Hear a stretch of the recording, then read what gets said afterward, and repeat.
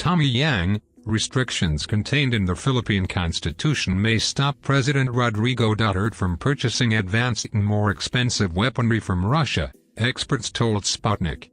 Following Philippine President Duterte's official visit to Moscow last week, Russia and the Philippines signed a package of agreements, highlighted by the Agreement on Military Cooperation.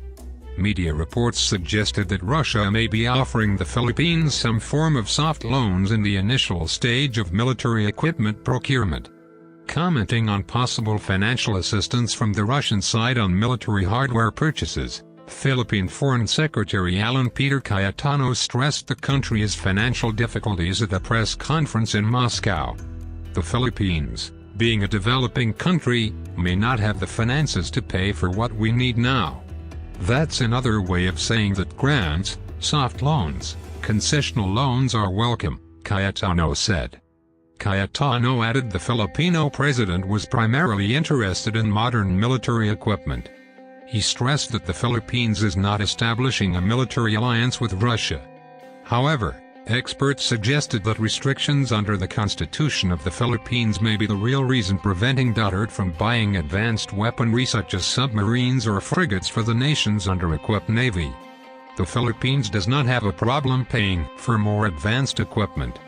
But under the country's constitution, Manila's military spending cannot be larger than its spending on education, Richard Haydarian, an assistant professor in international affairs and political science at De La Salle University in Manila, Philippines, said.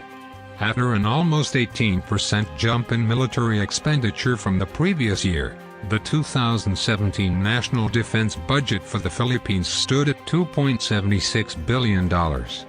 This accounts for about 4% of total government spending. At the same time, the Department of Education will receive $10.97 billion, or 15.2% of the 2017 national budget, up 25% from the previous year.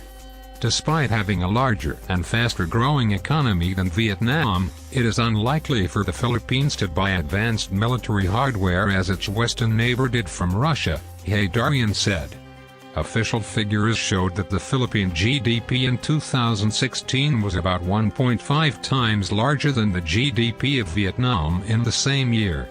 As one of Asia's fastest-growing economies, the Philippine GDP grew 6.8% in 2016, while Vietnam's GDP rose 6.2% during the same period, according to the two countries' government figures. But Vietnam's defense spending topped $5 billion in 2016, about twice the military budget of the Philippines for 2017.